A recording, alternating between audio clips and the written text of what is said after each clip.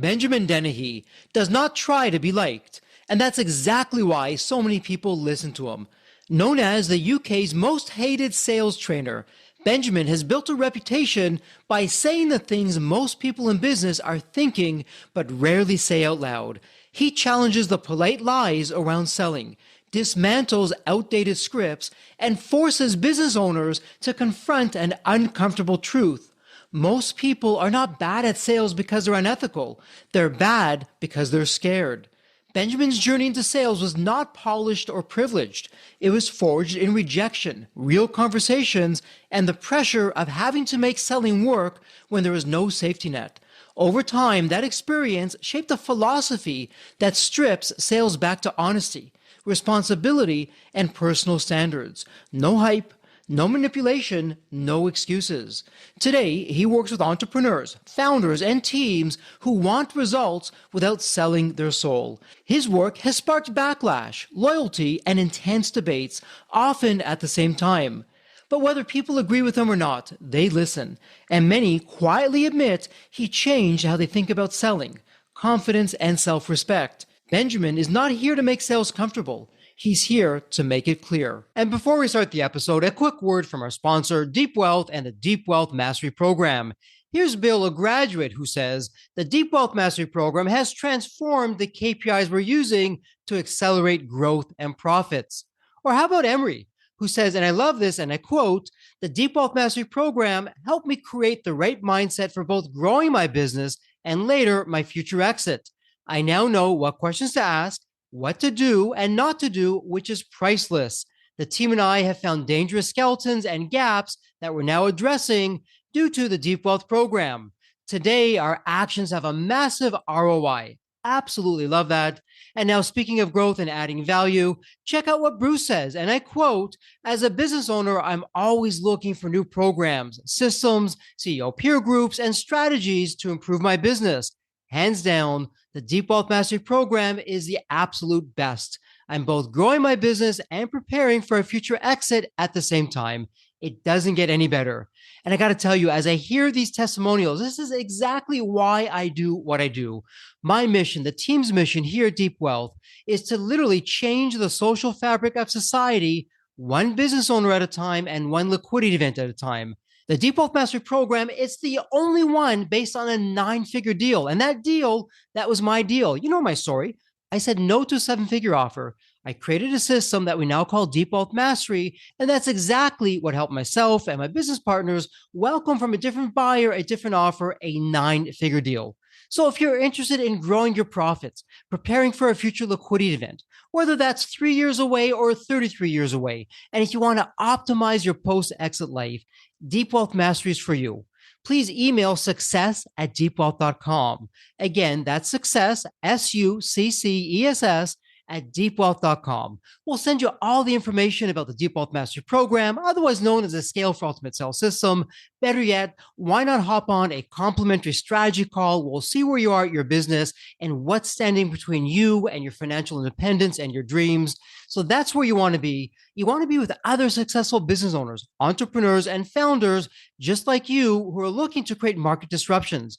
Whether you're a startup, whether you've been in business for 3 or 4 decades, whether you're manufacturing, whether you're high-tech, SaaS, low-tech, whatever the case may be, come on in and network with other business owners, with other businesses just like you, because they all want to lock in their financial freedom and enjoy both success and fulfillment. Again, the 90-day Deep Wealth Mastery Program, it has your name on it.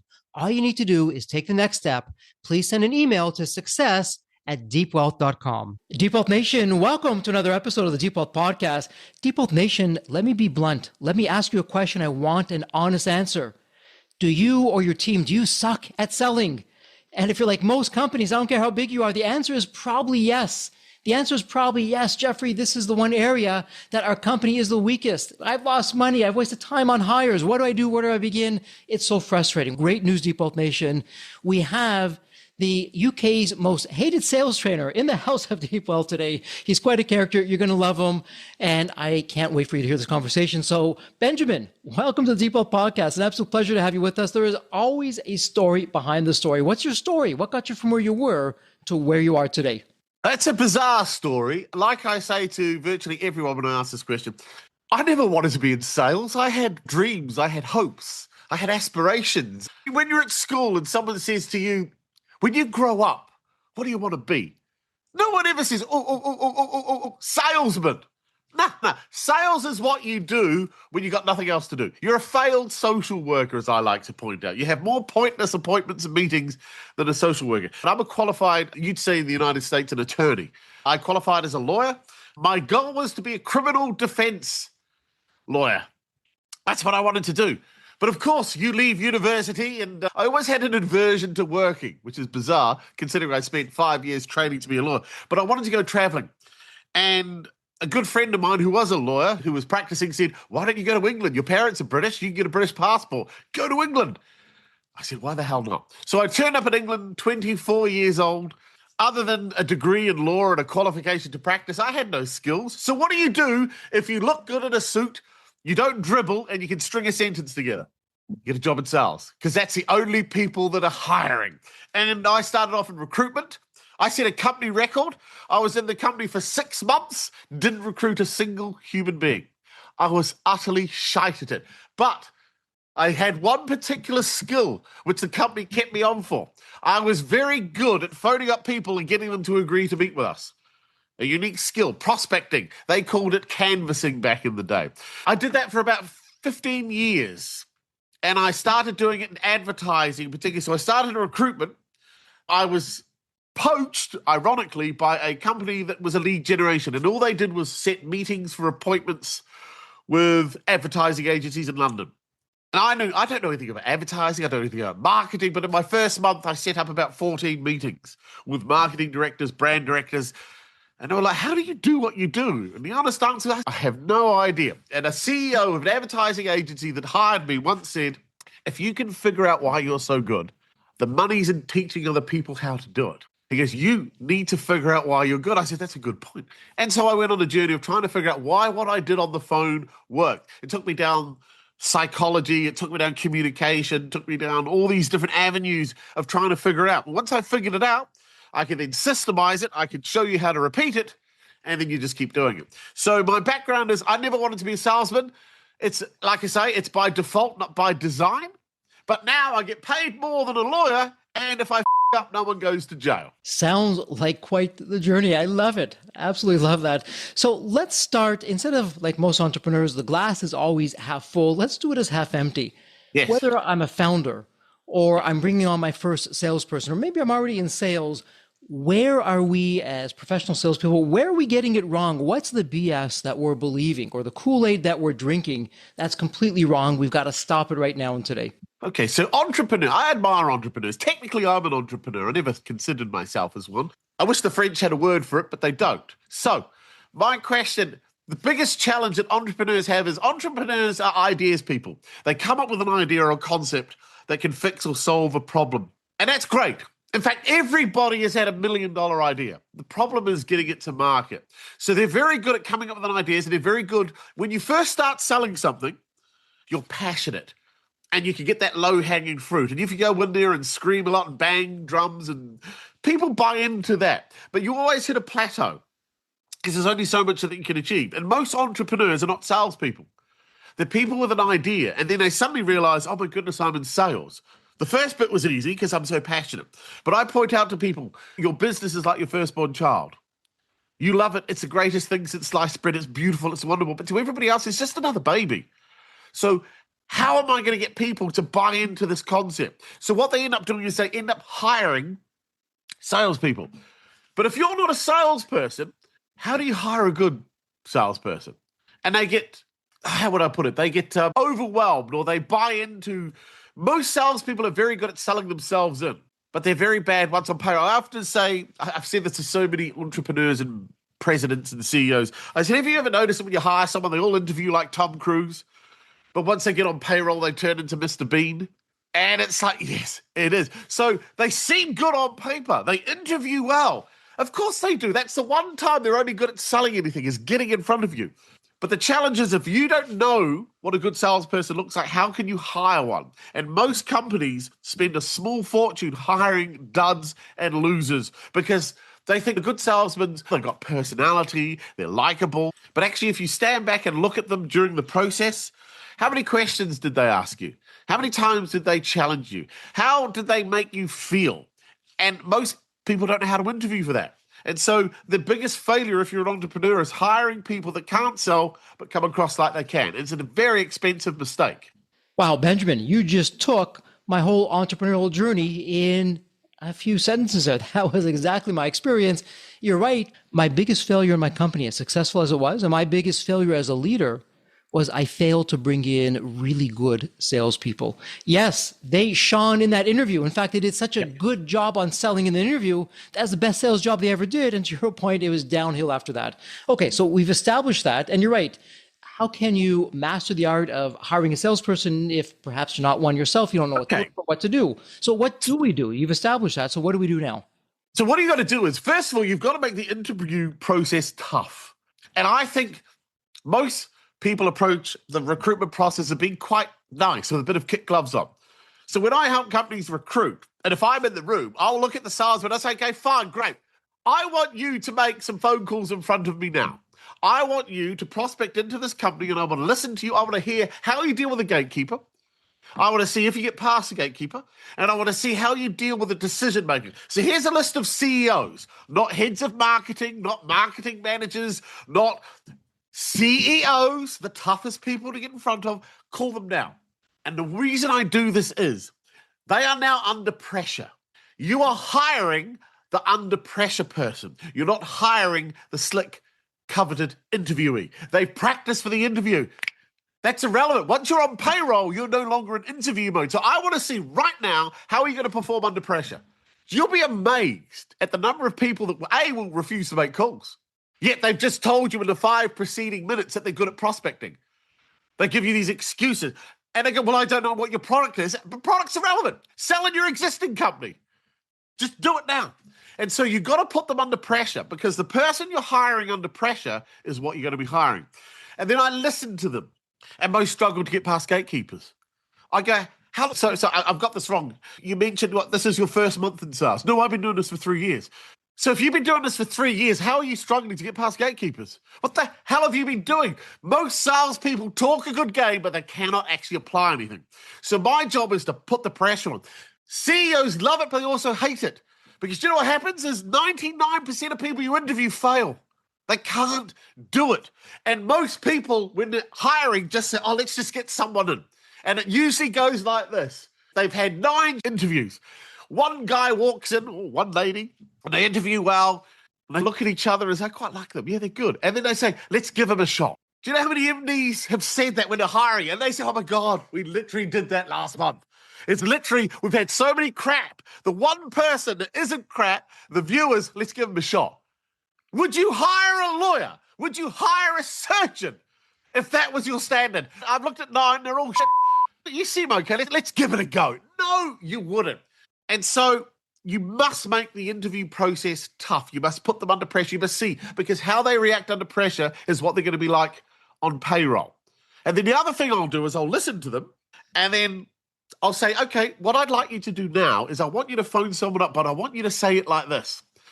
There are 2 types of people, those that can do it and those that can't. So anybody that is able to adapt under pressure is someone worth investing in. Because a good salesperson is able to adapt. So you get some people that are so stuck in their ways they can't do anything different. No good. And one other thing I'd give, I hire salespeople, I help companies. You'll get inundated with CVs. If you've got a job post up saying salesperson wanted, you'll be inundated.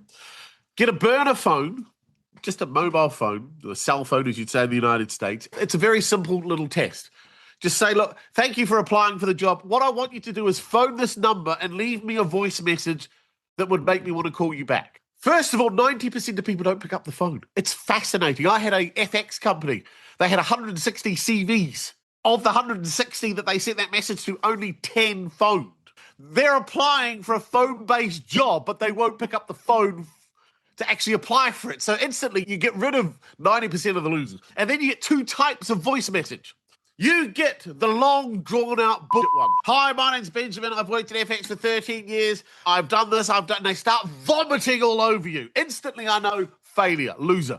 This is someone that likes to talk. This is someone that, the best ones leave the briefest message. Hi, Benjamin, saw your job advert, interested in meeting with you. Here's my number. The less you talk, the better you are at sales. Now, I know there's an irony here. I've been talking for quite a bit, but the key to recruiting people is those that are short, sharp, to the point, because those are the sorts of people they're going to be talking to. And they're short, sharp, and to the point.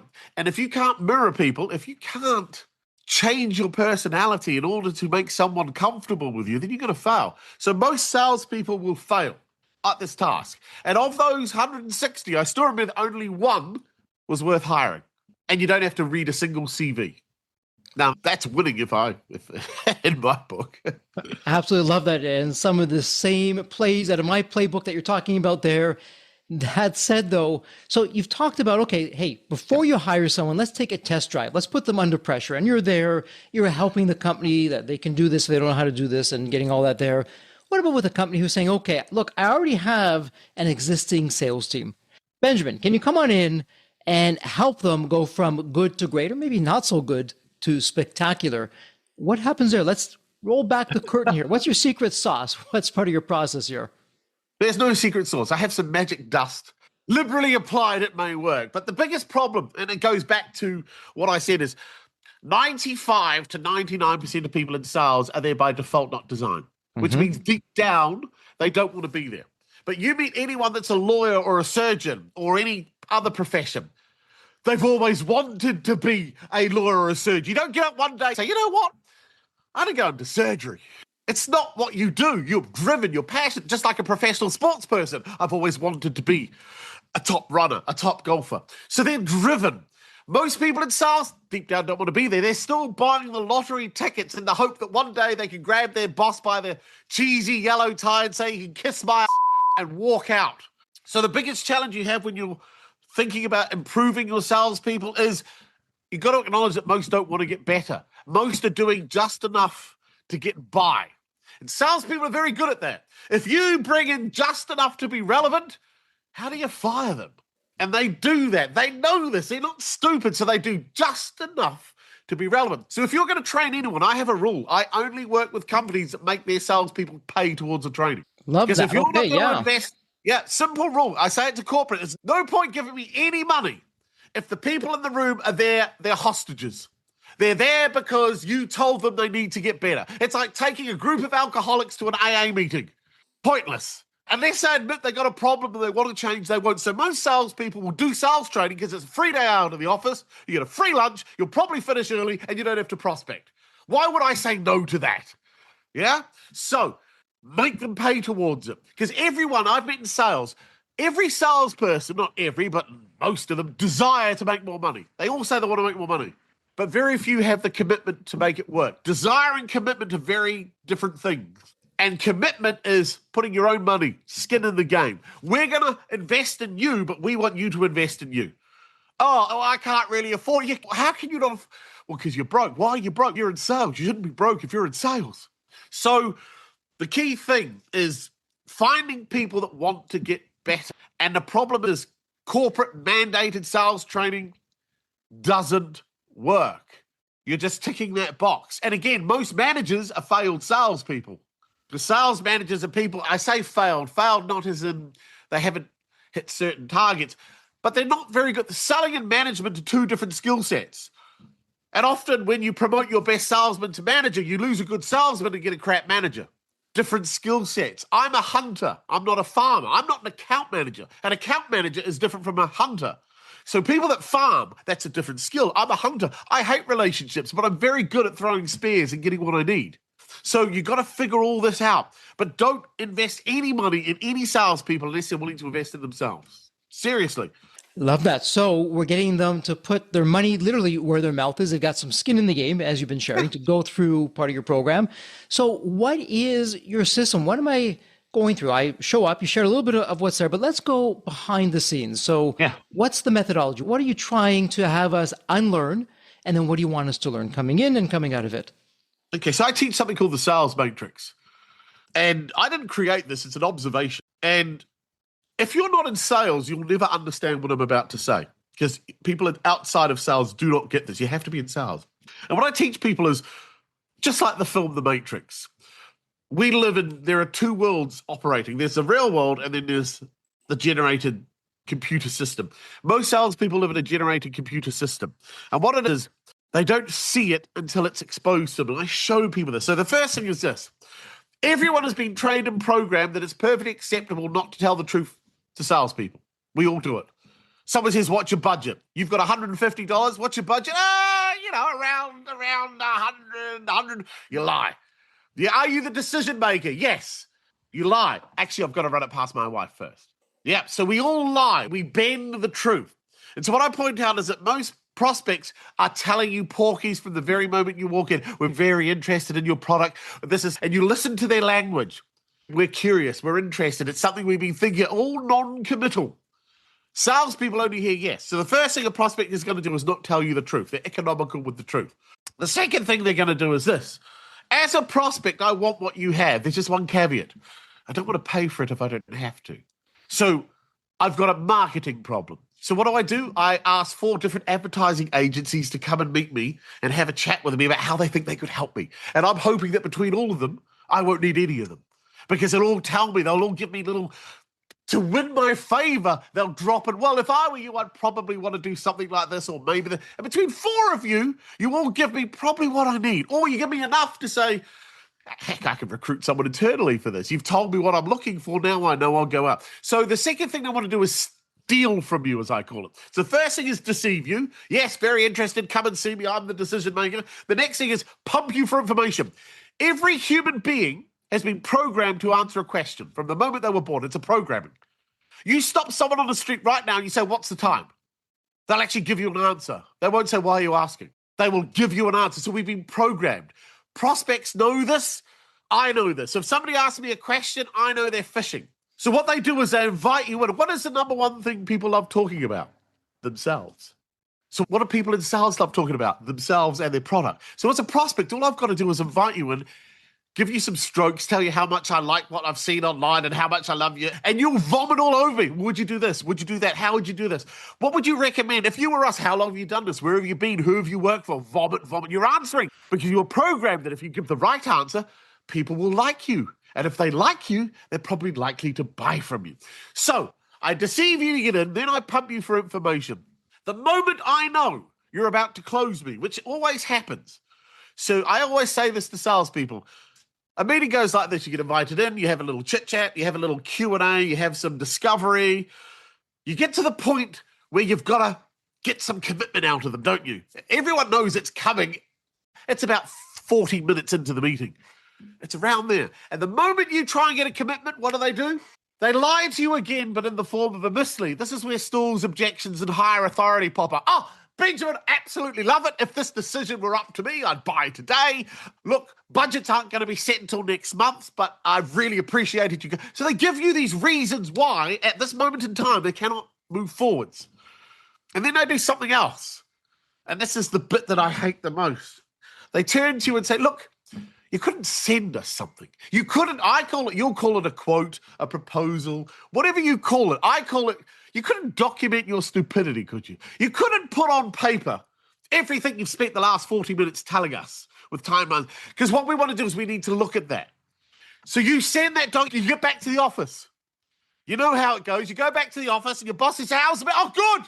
Yeah, it was good. Why was it good? First, they liked us. They're very enthusiastic. They asked all the right questions. They seemed very keen. So what are you doing now? I've just got to put together a quick overview for them. Okay, what happens next? They said call them next week. When? Well, they didn't actually say. What time? They just said call them next week. So what do you do now? Say you had this meeting on a Thursday. You send the document over Thursday afternoon. It gets to Friday. And you think, no, it's too soon to chase him because if I chase him, I look desperate. So you get to Monday and you do that usual, just making sure you got the document email. For some reason, email didn't work, yeah? Now you're going through this process of looking user. They don't respond. So then Tuesday comes around, you've heard nothing. So you're thinking, do I call them? What do I call them? Gets to Wednesday, you think, you know what, I'll call them just to make sure they got it. Yeah, because I was positive they were going to buy. They were so keen. They said everything right in the meeting. So then you phone them up. Can't get through to them. They're unavailable. So you try again on Thursday. Same thing. Get to Friday. I'll try calling really early.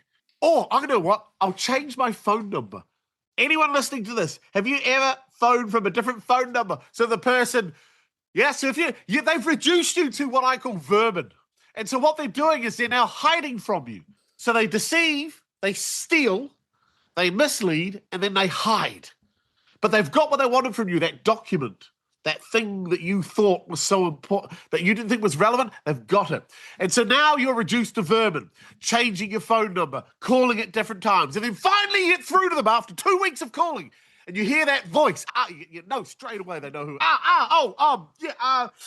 I have that chance to look at it. I've been on holiday for the last couple of weeks. We've decided that we're going to do this internally. The decision's been all these and you. Oh no, it's fine. I understand. Now you're thanking them for wasting your time and using you. Is there anything else I can do for you? 6 months later, they phone up and you go through the same process. And you're stuck in this paradigm. And it's not until you show people this. Every CEO I've shown this to, they go, oh my God, you've just literally described our sales process. I said, yes, you show up, you throw up, and you hope. Yes, sounds sadly all too familiar. And so who's in control of this process? The prospect. And this is the fundamental problem. Salespeople do not believe they're in control. They're of the opinion, because again, this goes back to programming as a kid. The man with the gold makes the rules. The person with the money is in charge. No, money is a concept. If you won't take someone's money, it's useless. If I had the cure for cancer, and Bill Gates had cancer, and he said, I'll give you $1 billion, I said, no, I hate you. I'll give you $2 billion. I'll give you enough. I hope you die. I don't care. His money is useless. And so salespeople forget this. A prospect needs you. You don't need them. Now, they have choice. I'll give them that they have choice of where they spend their money, but that's it. They still got to fix their problem. And ultimately, they want the right solution. You have to make them believe you're the right solution. So it is a mindset thing. You do not need them. They need you. And if someone can't convince you they want to fix their problem, you're never going to sell to them anyway. Okay, so let's flip the script. Let's now imagine we've gone through one of your boot camps. We've gone through some of your coaching. I've mastered your system. I've got the mindset in check. I know you're all about Socratic questioning and all the other strategies that go along with that. Yep. Why don't you walk us through someone who has now really reimagined what they should have been doing from the first day? They're now doing that now. They've been working with you. Walk us through that same scenario of how this is now different. What does it look like? What does it sound like? Well, first thing is they start getting paid for stuff they're doing for free. Fundamentally important. Salespeople are free consultants. The entire matrix is designed to turn you into a free consultant. Come in, tell me about you, put it on paper, send it to me, and I'll get back to you. It's free consulting. That's all it is. So the first thing I teach people is stop free consulting. You've got to get out of this mindset. So you make it clear. So every client I work with learns how to sell their proposal or quote. Every time we start, they say it's not possible. Can't do it. Until they learn how to do it. And then they sell their first one. And then they phone me up and say, oh my God, I can't believe it. I just sold one. How much you get? The prices are relevant. They've ranged from £500 through to £5,000. I was working with a tech company, 20 years. And on their website, like most tech companies, book a free demo, the classic hook. I said, how many demos do you do a month? He goes, we must do about 20 to 25. I go, how long do they take? Usually 45 minutes to an hour. So then you do the math. How much do you pay your people? Of those 20 to 25 demos that you do a month, how many actually end up buying? Maybe one or two. So when you look at the math, so you do 45 minutes at $82 an hour every month. How much money are you spending talking to people that don't buy? And he goes, that's the way it is. No, it's not the way it is. Why don't you tell them we don't remove the free demo, book a consult call, and go on there and say, look, I don't know if we can help you, but the next step in our process is this. If we agree we can move together, you explain it, you make it sexy, you get them to say, yes, that's exactly what we want. Oh, by the way, we don't do that for free. That's going to cost you £5,000. So knowing that the next step, if you want to move forwards, is going to cost you $5,000, you still want to have this conversation. The prospect is now under pressure. Good. Because if your solution is worth 200K and you're saying it's going to cost you 5K to figure out if it's worth spending the other 195, and you're struggling with the 5K, then that tells me you probably don't even have access to 200. So it's amazing. I charge people to talk to me. So I don't talk for free. So if you want to have a meeting with me to discuss if I should work with you, you've got to book a call and cost you £197, which is like 450 US dollars. Every CEO that books says, I love the fact that you charge. Why? Well, it proves to me you do what you teach. I said, yes, because it eliminates 85% of tire kickers. Do you know how many people just want to meet with me and talk to me? Brain rape me, as I say, nick my information for free? Yeah? So I don't. So I teach people how to monetize every part of the process. Every meeting should end with a clear next step that is defined, but they're scared to do it. They learn how to plant their feet. One of the toughest things I teach people is telling them the reasons they're not going to work with you. So when I get in front of a CEO, I say, look, before we begin the meeting, shall I tell you the 3 reasons we're not going to work together? Even if you want to. No one ever says, nah, don't tell me. They all say, what are they? And you give them the 3. 1, I'm expensive. 2, this is going to take a long time to get good at. And 3, most of your guys, even if maybe all of them are going to quit because they don't want to do it. So knowing that, you still want to have this chat. And then they'll argue with me that none of those apply to them. And if they say, well, actually, yes, no, I can never see myself spending that amount of money. So you're telling me by the end of this meeting, if you don't believe I can help you, you would never consider, no, I may consider it. So why don't we agree this? If you don't by the end of this meeting, can you tell me no? Yes, fine. I'm leaving here with a no or a next step. No thinking overs. You ask anyone in business, what does a thinking over mean 99% of the time? They all say the same thing. It means no. So why do salespeople take them? Because it's hope. And hope goes in the pipeline at 65%. Hope is something you can live on, not certainty. So I teach people, if you follow my methodology, you learn to sell things you're doing for free. Close rate goes up. Most people don't measure their close rate. They only measure the close rate at final meeting. So we had 6 final meetings and we closed 3 of them. We got a 50. No, you don't have a 50% close. How many sales conversations did you start to get to that 6? 50. So of those 50, only 6 got to the final bit. So you don't have a 50% close rate. What is 6 out of 50 as a percentage? Oh, yeah, it's about 10%. 10%! That means 90% of your sales activity leads to no. And yet you come to me and say, we need to be in front of more people. You don't need to be in front of more people. You're just crap when you're in front of them. This is a real game changer. It's incredibly uncomfortable to do. Taking control in the sale is the hardest thing for salespeople to do because deep down, the man with the money is in charge. And when you point this out to them, do you know why it's so true? Because you ask them, when you're out buying stuff, do you think you're in control? Yeah, it's my money. Exactly. See, if you think and act like your prospect, 2 prospects talking to each other, 2 buyers talking, never going to sell anything. That's why I have the hat on. Underneath this, hats off, I'm a buyer. Put this on, I'm a salesman. The problem is most people just stick the hat on. Underneath, still a buyer. 2 buyers talking, go nowhere. A salesman versus a prospect. Yeah, so learning how to monetize, how to be in control, plant your feet. It sounds easy, but it's incredibly difficult to do. Incredibly difficult. Because most people, like to say, deep down don't want to be here anyway. So why would I really put myself out there? Absolutely. Benjamin, as you're talking about that, I'm sure most people in Deep Wealth Nation, going way back to the very beginning of what you're sharing with that scenario, hey, take down the free demo, the free consult, take it down off the website. Most are saying, hey, wait a minute, if I do that, I'm going to lose all my sales. I'm going to go out of business. I'm not going to be doing any revenue, no bookings, no sales. So what would you say of why that thinking is wrong and why you're saying it's really the way to go? Look at the data. Simply look at the data. How many demos do you do that go nowhere? How much time and money are you spending? How much time are your people spent chasing people that said they were interested but aren't buying? When you do that, you realize how bad it is. And then you look at why are people buying from us? And then what you discover, COVID was the best thing to happen to the world of sales. And I'll tell you this because I spoke with so many MDs and CEOs during this period, and they said, you know what I've loved about COVID? We managed to half our sales force, but we're still bringing in the same revenue. Most salespeople are order takers. The brand has already done the job. Yeah, the product sells itself. It's like real estate agents. I love you have these shows where they're selling Sunset and they're going on about how they sell million. They don't sell $1 million. Nobody sells $1 million property.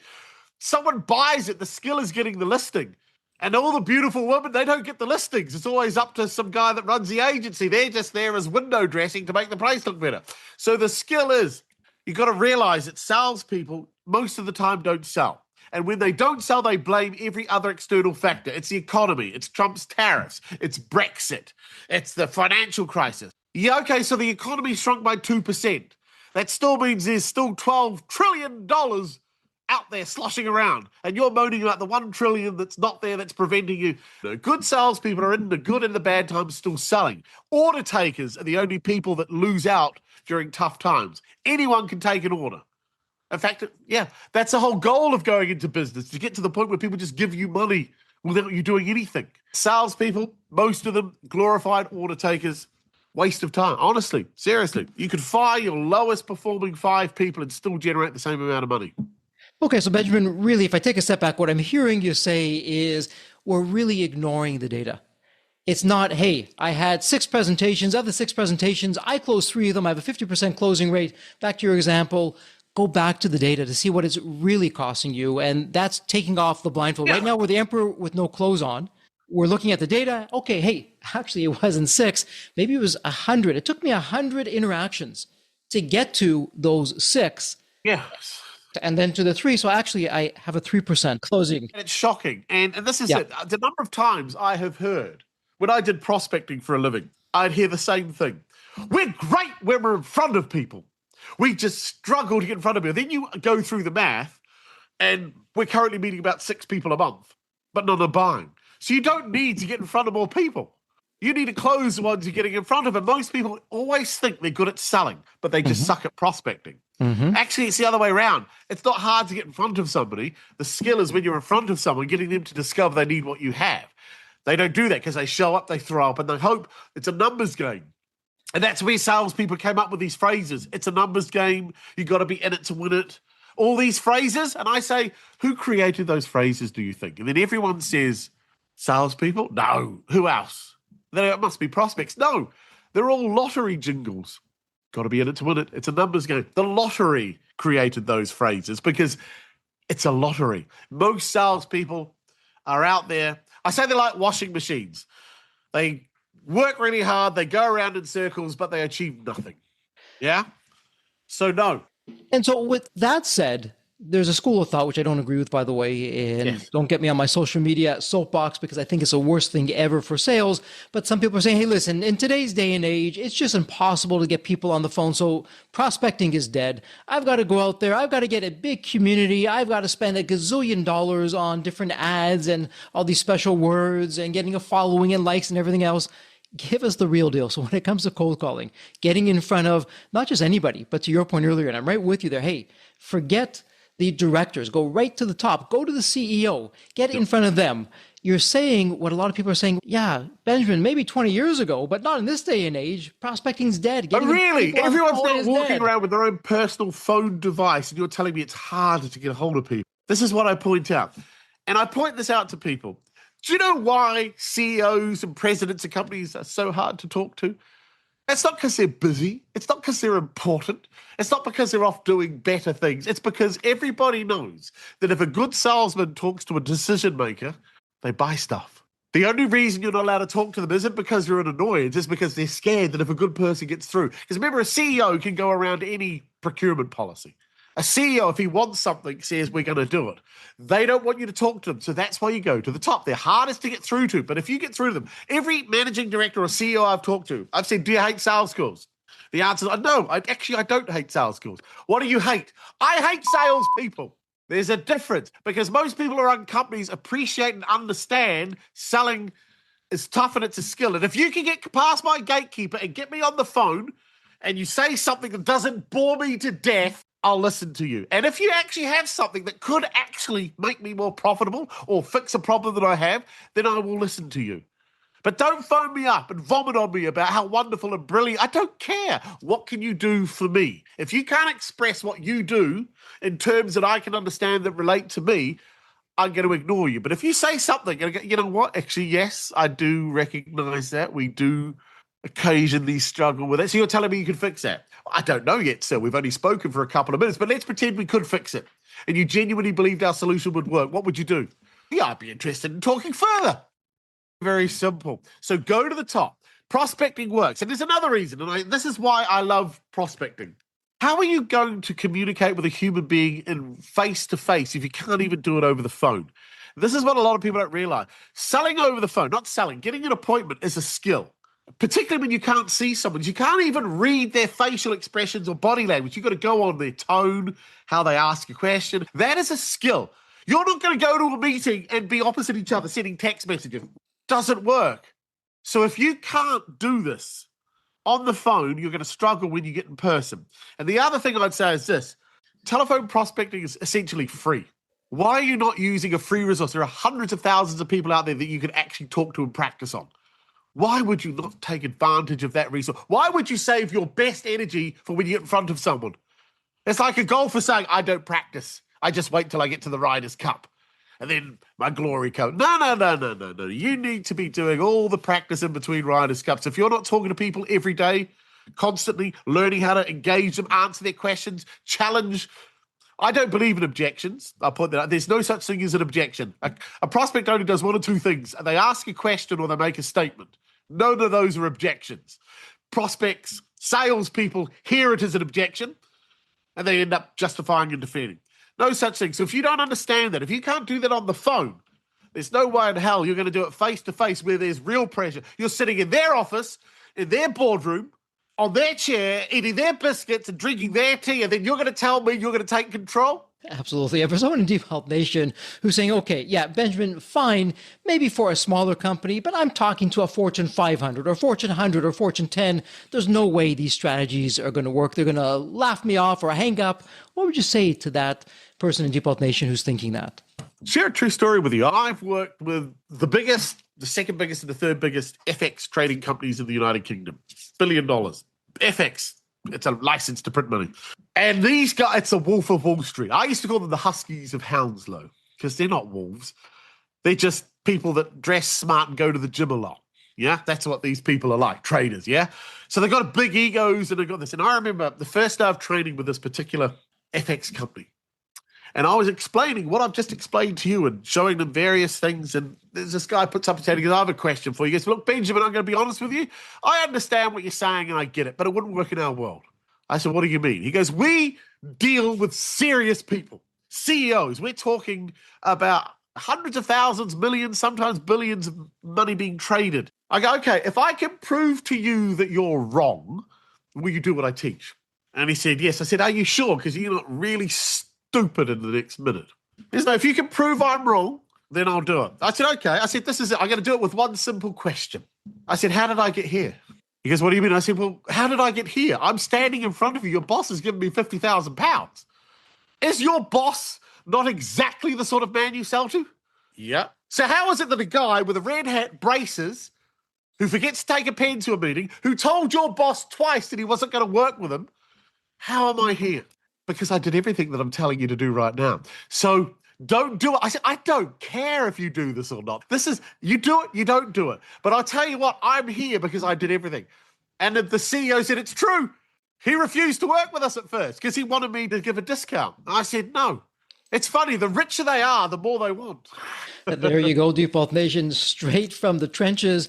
And let me ask you this. Yes. We have just covered, as the saying goes, the tip of the iceberg. Is there a question, even a topic or theme that's important to you that we haven't yet covered? No, I would reiterate this. If you're going to invest any money in any form of training for your salespeople, make them pay towards it. Please. I love that. Yeah. Because sales is a skill that you own. It doesn't belong to the company. What I teach can't be corporatized. You can't own it as a it belongs to the individual. And if an individual doesn't want to invest in themselves, it's like your boss saying, I'll go to the gym for you.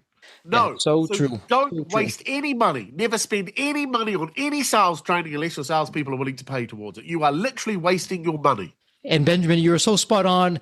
Many moons ago, I would give people books. Back in the day or today, Kindles. Yeah. Hey, you got to read this book. And you know what? They never read it. Why? No. Because they didn't pay a penny. So now I say, hey, Sally, there's this incredible book, but I want you to go and buy it. Here it is. Here's a link. Go get it. And now guess what? Maybe it's $5. Maybe it's $15. Who knows what it is? The very fact that they reached into the wallet, paid for it. Guess what? Do you think they're going to crack the book open? Of course they are, because they now got some personal skin in the game. So couldn't they've got some skin in the game. Yeah. That's right. And most sales training, though, And one of the reasons I stopped working with big corporates is simply because of this. They don't actually care how they make their money. They just want to make it. So they don't really want to have a process that's transparent and open and honest and ethical, because at the end of the day, it's hit your target. We don't care how, by hook or by crook. And so they get you in as a tick box exercise. But no one really wants to change. Yet, so I spend most of my time with individuals or small businesses where we have to change, because if we don't do things differently, we're in trouble. Big corporates, I'll go in if they'll pay my fee, but I do it on one caveat. I say it's going to do nothing. I'm going to change a thing. But if you still want me to come in to tick your box, fine, I'll do it. But be on that notice. Absolutely. Some words to the wise. So that said, Benjamin, time to go into wrap-up mode. It's a tradition here on the Deep Wealth Podcast. It's my privilege, my honor, where every guest I ask the same question, and it's a fun one. Let me set this up for you. When you think of the movie Back to the Future, you have that magical DeLorean car that will take you to any point in time. So, Benjamin, the fun part is tomorrow morning. You look outside your window. Not only is the DeLorean car curbside, the door is open, waiting for you to hop on in, which you do. And you're now going to go to any point in your life. Benjamin, as a young child, a teenager, whatever point in time it would be, what are you telling your younger self in terms of life lessons or life wisdom? Or, hey, Benjamin, do this, but don't do that.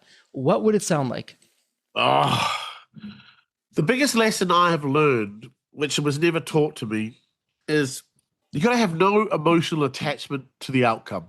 And that changed my life when I realized, see, I trained as a lawyer. Lawyers have no attachment to the outcome. The whole point of being a professional lawyer, an attorney, is you go in and you your client could be a child murderer, the worst of the worst. You want them to get the death penalty, but your job is to go in and bat for them and challenge it. And whatever happens at the end, if you win, you may be disappointed that you won. There could be a part of you that's disappointed. I wish I'd lost that one. But I did my job, and I've known it's not my fault the jury let him go. The jury made that decision. It's not my fault. Or if they get convicted. So no emotional attachment. I started looking at sales like the law. I have a role to play. I have a product. I'm an advocate for that product or service. You either need it or you don't. But I don't care if you buy or don't buy. That is the hardest thing for people in sales to get. I don't care if you don't buy. My job isn't to get you to buy. My job is to figure out, are you someone that could buy? And if you are, will you buy? It's not to get everyone I meet to buy from me. That is why most salespeople sell. They put so much pressure on themselves. Everyone they talk to is going to meet with them. They're prospecting. Everyone. So they spend their whole lives, how do you deal with this objection? How do you deal with that? You spend so much energy trying to convince someone that said no that they should be saying yes, that when someone finally says they're interested, you f it up because you ended up vomiting all over them because you've never practiced what do you do when someone says yes. So the biggest thing I've learned in sales is no attachment to I don't care if someone buys from me. What I care about is how I get there. If I get there, just like with the jury, if we get to the end of the trial and you convict, I'll look at what I did. Did I do anything wrong? No. Was I negligent? No. Did I put forward the best defense? No. Fine. That's the way it is. The guy was guilty anyway. It was always going to happen. It's not my fault. But if I look at, oh man, I screwed up. There was a piece of evidence that I should have challenged. Had I challenged it, it would have been not admitted. And had it not been admitted, there's a good chance the jury might have acquitted. That's my fault. I'm negligent. That I have to take the lesson from and learn from. So I'm interested in how I get a sale, not whether or not I get a sale. Whereas most salespeople, got to get a meeting, got to get a sale, got to get a deal. No. Do the process. Yeah? You want to look like Brad Pitt? You don't say, got to be Brad Pitt, got to look like Brad. Go to the gym, change your diet, change what you do. How you get there is more important than if you get there. And if you do the how right, the outcomes start to be unpredictable and consistent. It is great advice. And as we say here at Deep Wealth, same kind of really approach or attitude, just a different way of saying it. Who wins the negotiation is the one who cares the least. When you have no attachment to the outcome, you're more open. In fact, I'd take it a step further and say you're actually showing up as the best version of yourself. You're not getting drawn down in the emotions. Oh, what about this? I said that. I shouldn't have done that. In this emotional turmoil, okay, I'm going to show up. And if it works out great, I'm going to put my best foot forward. And if it doesn't, that's okay too. The best outcomes usually happen from there. And like I say, this is so easy to say. It's so easy to say. Yes. No emotional attachment. It's the easiest line. Very hard to do in the real world. And most people fail at this. They pay lip service to it. Yes. But they don't actually act like it. So if you can't act like it, then all the lip service in the world means nothing. And most salespeople can't. This is why the top performers are the least concerned. How do you get like that? by having a process where you know if I do my job right, whatever happens at the end, even if I don't like the outcome, it's probably right. Absolutely. And let me ask you this, Benjamin. Yeah. For the Deep Wealth Nation, they have a question. They want to book a call with you. They want to put their team through this. Maybe they want you to come on board and help them hire, whatever the case may be. Where's the best place online to reach you? Surprisingly, if you Google UK's most hated sales trainer, I actually pop up quite easily. So finding me is not hard, but obviously LinkedIn, if you go to my name, Benjamin Dennehy at LinkedIn, I have an online platform where I do sell courses and boot camps. That's www.salesmatrixcourses.com. I have a YouTube channel, again, just type in UK's most hated and you'll see videos of me making calls and offering tips and advice.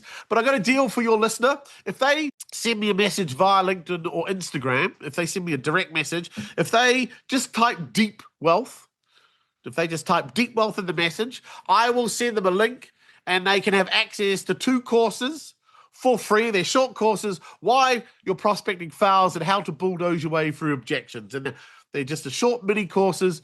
Normally I charge $197, but if your viewer, your listener, I should say, if they just send me a message with Deep Wealth, I'll send them a link and they can access those at no charge. And then maybe we'll do more together. But yeah, I'm easy to find. Honestly, it's not hard to find someone that looks, sounds, and dresses like me. Absolutely love it. And Deep Wealth Nation, you've got to see him. He's got this red hat on like a certain political leader out there. We won't name any names. Make salesmen great again. Make salesmen great again. I love that. Love how you're doing that just to bring some attention to yourself. That said, Benjamin, it's official. This is a wrap. Congratulations. And as we love to say here at Deep Wealth, may you continue to thrive and prosper while you remain healthy and safe. And Deep Wealth Nation, go to the show notes. It's all there. It's a point and click. You don't have to remember a thing, how to reach out to them, how to send that direct message, how to go to the websites. It's all there for you. But Benjamin, again, heartfelt, thank you so much. No, thank you. It's been an honor and a privilege. And likewise, I wish you the same. Success, happiness, and peace, ultimately. So there you have it, Deep Wealth Nation. What did you think? So with all that said, and as we wrap it up, I have another question for you. Actually, it's more of a personal favor. Did you find this episode helpful? Have you found other episodes of the Deep Wealth Podcast empowering and a game changer for your journey? And if you said yes, and I really hope you did, I have a small but really meaningful way that you can actually help us out and keep these episodes coming to you. Are you ready for it? The dramatic pause. I'll just wait a moment. Drum roll, please. Subscribe. Please subscribe to the Deep Wealth Podcast on your favorite podcast channel. When you subscribe to the Deep Wealth Podcast, you're saving yourself time. Every episode automatically comes to you. And I want you to know that we meticulously craft every one of our episodes to have impactful strategies, stories, expert insights that are designed to help you grow your profits, increase the value of your business, and yes, even optimize your post-exit life and your life right now, whatever you want that to look like. And every time you subscribe and a fellow entrepreneur subscribe, it's a testament to how together, yes, we are changing the social fabric of society. One business owner at a time, one liquidity event at a time. So don't let the momentum stop here. Subscribe now on your favorite podcast channel. You'll never miss an episode. You'll be the first to hear from the top industry leaders, the innovators, the disruptors that are really changing and shaping the business world. And maybe you're commuting, maybe you're at the gym, maybe you're taking a well-deserved break that we spoke all about on this episode. The Deep Wealth Podcast, it's your reliable source for the next big idea that could literally revolutionize your business. So once again, please hit that subscribe button, stay connected, inspired, and ahead of the curve. And again, your next big breakthrough moment, it might just be one episode away. Maybe it was even this episode. So all that said, thank you so much for listening. And remember, your wealth isn't just about the money in the bank. It's about the depth of your journey and the impact that you're creating. So let's continue this journey together. And from the bottom of my heart, thank you so much for listening to this episode. And as we love to say here at Deep Wealth, may you continue to thrive and prosper while you remain healthy and safe. Thank you so much. God bless.